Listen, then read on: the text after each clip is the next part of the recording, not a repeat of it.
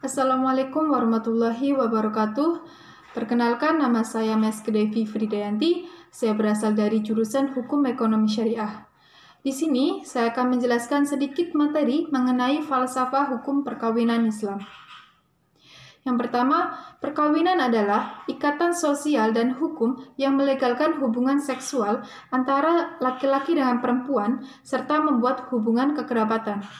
Jadi, perkawinan itu dimulai dengan adanya pernikahan, yang dimana pernikahan itu bertujuan untuk membentuk keluarga yang bahagia dan kekal. Pengertian dari pernikahan itu sendiri adalah akad yang menghalalkan pergaulan dan membatasi hak dan kewajiban, serta tolong-menolong antara seorang laki-laki dengan seorang perempuan yang bukan mahramnya. Menurut Undang-Undang Republik Indonesia Nomor 1 Tahun 1974 Pasal 1 tentang perkawinan, menyebutkan bahwa perkawinan adalah ikatan lahir batin antara seorang pria dengan seorang wanita sebagai istri dengan tujuan membentuk keluarga atau rumah tangga yang bahagia dan kekal berdasarkan ketuhanan yang Maha Esa. Menurut Fuad Muhammad Fakhruddin, di dalam bukunya yang berjudul Filsafat dan Hikmat Syariat Islam, mendefinisikan bahwa perkawinan adalah ikatan berencana antara seorang laki-laki dan seorang perempuan yang telah dewasa atas dasar suka sama suka tanpa adanya paksaan, serta dengan niatan membentuk bahtera rumah tangga yang sehat. Jadi, pernikahan dalam Islam itu sangat dianjurkan oleh Rasulullah. Pernikahan sekarang sudah dianggap sebagai kemaslahatan umum. Jadi, jika tidak ada pernikahan, maka manusia akan menurutkan sifat kebinatangan. Nah, sifat kebinatangan inilah yang dapat menimbulkan perselisihan, bencana, maupun permusuhan antar sesama. Kemudian, pernikahan dalam Islam ini bukan semata-mata sebagai hubungan atau kontrak keperdataan biasa, melainkan pernikahan dalam Islam ini memiliki nilai ibadah dan filosofi tersendiri. Dalam kompilasi hukum Islam, menjelaskan bahwa pernikahan ini bertujuan untuk mewujudkan kehidupan rumah tangga yang sakinah, mawaddah, dan warahmah. Dengan demikian, dalam pernikahan itu perlu adanya syarat, yang dimana adanya syarat dan rukun. Yang rukun tersendiri itu memiliki maksud dan nilai-nilai yang terkandung di dalamnya. Yang pertama itu nilai falsafah dalam wali perkawinan. Dalam hukum Islam sudah menetapkan bahwa ayah itu sebagai wali perkawinan untuk anak perempuannya. Mengapa begitu? Karena ayah itu merupakan orang yang paling dekat dengan anaknya. Nah, wali dalam perkawinan itu sangat penting karena wali itu berperan untuk melindungi kaum wanita dari kemungkinan yang merugikan di dalam perkawinan nantinya. Jadi di sini seorang ayah itu berperan sebagai pemberi pengaruh aspek psikologis bagi kelangsungan dan ketentraman rumah tangga perkawinan untuk anak perempuannya. Yang kedua adalah nilai falsafah dalam akad perkawinan.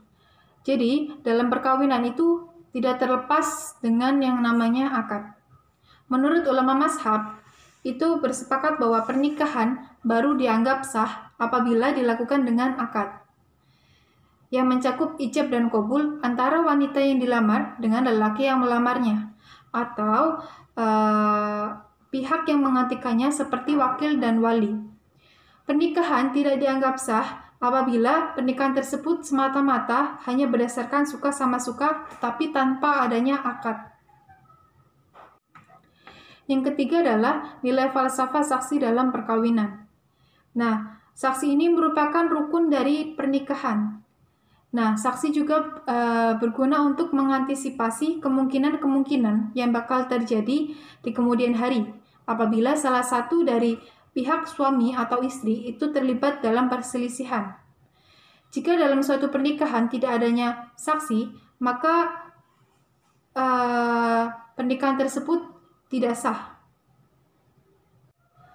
Untuk poin terakhir adalah nilai falsafah mas kawin atau mahar dalam perkawinan. Nah, dalam Islam memang sudah diatur mengenai pemberian sesuatu kepada istri, yang biasa dikenal dengan sebutan mahar atau mas kawin. Jadi, mahar adalah pemberian berupa barang atau harta benda bergerak maupun tidak bergerak yang diberikan oleh seorang suami kepada seorang istri. Dalam Islam memang mahar itu diwajibkan, tetapi dalam penentuannya itu tetaplah harus mempertimbangkan asas kesederhanaan dan kemudahan, di mana bentuk dan harga maharnya itu tidak boleh memberatkan calon suami dan tidak boleh pula mengesankan asal ada atau apa adanya, sehingga si calon istri itu merasa dilecehkan atau disepelekan. Pembayaran mahar itu sepatutnya berupa sesuatu yang memiliki nilai sekalipun itu merupakan benda yang kecil ataupun itu benda yang sangat berharga. Nah, oleh sebab itu, posisi mas kawin atau mahar itu dalam perkawinan memiliki nilai filosofis tersendiri, yaitu sebagai pemberian rasa takut terhadap sikap pengambilan talak secara cepat, sehingga keberlangsungan bahtera rumah tangga itu akan berlangsung lama atau panjang. Dan mas kawin juga memiliki nilai filosofis sebagai penunjuk kecintaan seorang laki-laki terhadap wanitanya.